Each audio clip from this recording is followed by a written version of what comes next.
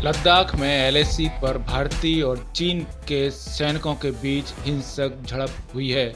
इस झड़प में एक अधिकारी समेत 3 भारतीय जवान शहीद हो गए हैं।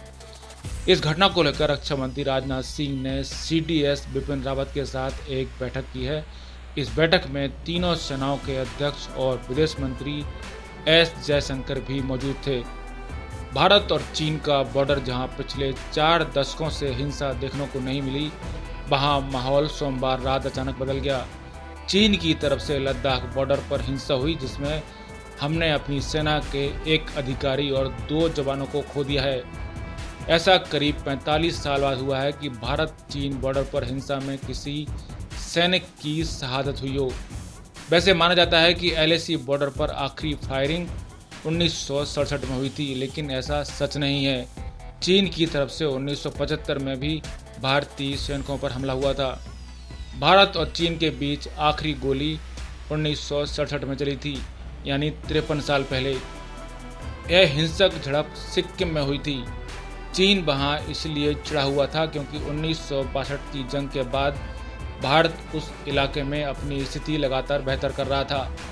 1967 की इस जंग में भारत के 80 जवान शहीद हुए थे। वहीं चीन के करीब 400 सैनिकों ने अपनी जान गंवाई थी। दोनों देशों की तरफ से आखिरी गोलाबारी 1967 में जरूर हुई थी, लेकिन इसके 8 साल बाद भी चीन ने घात लगाकर हमला किया था। इसमें 4 भारतीय सैनिक शहीद हुए थे। लद्दाख बॉर्डर पर लाख तनाव के बावजूद चीनी सीमा पर हिंसा नहीं होने की तारीफ पिछले दिनों पीएम नरेंद्र मोदी भी कर चुके हैं। उन्होंने खुद एक इंटरव्यू में कहा था कि दोनों देशों की तरफ से बॉर्डर पर एक भी गोली नहीं चलाई गई है, जो दोनों की ही परिपक्वता दिखाता है। अब जब कोरोना वायरस पर खुलती पोल के बीच चीन बौखलाया हुआ है, तो क्या भारत के प्रधानमंत्री नरेंद्र मोदी इस पर अपना स्टैंड बदलेंगे? यह देखने वाली बात होगी। वहीं ताज़ा मामले में कुछ टीवी रिपोर्ट्स में दावा किया जा रहा है कि इस हिंसक झड़प में चीन की तरफ के सैनिक भी हताहत हुए हैं। उन्हें कितनी चोट लगी है, इसका विस्तृत ब्यौरा फिलहाल नहीं है। साथ ही यह भी दावा किया जा रहा है कि इस झड़प में कोई फायरिंग नहीं हुई है। चीन की तरफ कितना नुकसान हुआ, इसके बारे में कोई जानकारी चीन की तरफ से नहीं दी जा रही। इस बड़े घटनाक्रम के बाद दोनों सेनाओं के वरिष्ठ अधिकारी मौके पर मुलाकात कर हालात संभालने में लगे हुए हैं। वहीं चीन की तरफ से इस बारे में पहला बयान आया है। चीन ने कहा है कि भारत अपनी तरफ से कोई एक तरफा कार्रवाई ना करे। इस तरह पूर्वी लद्दाख में भारत और चीन के बीच तनाव चरम पर पहुंच गया है। गलवान घाटी में सेनाओं को पीछे करने की कवायद के दौरान दोनों देशों की सेनाओं में झड़प की खबर आई है। सेना के मुताबिक हिंसक संघर्ष में भारत ने एक अधिकारी और 2 जवान खो दिए हैं।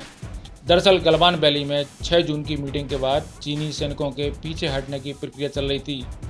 6 जून को कोर कमांडर की बैठक हुई थी। इसमें तय हुआ था कि सैनिक पीछे हटेंगे।